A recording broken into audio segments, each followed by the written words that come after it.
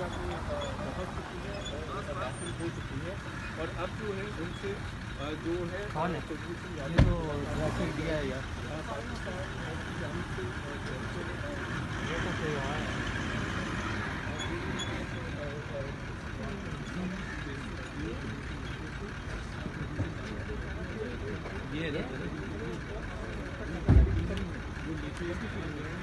ये किस मैडम आगे जो हटिए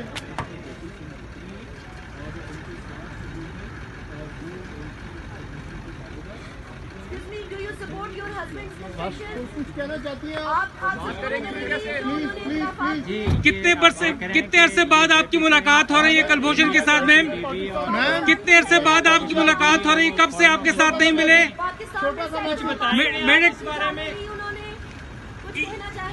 ईरान में क्या करते रहे हैं? कर रहे हैं लेकिन इंडिया की गवर्नमेंट की तरफ से ये इजाज़त नहीं है तो वो उन्होंने कोई जवाब नहीं दिया। लेकिन वो इस गाड़ी में आए और देख सकते हैं कि वो सामने उस बिल्डिंग में जा रहे हैं। मीटिंग होगी, ये उनकी वालदा और उनकी वाइफ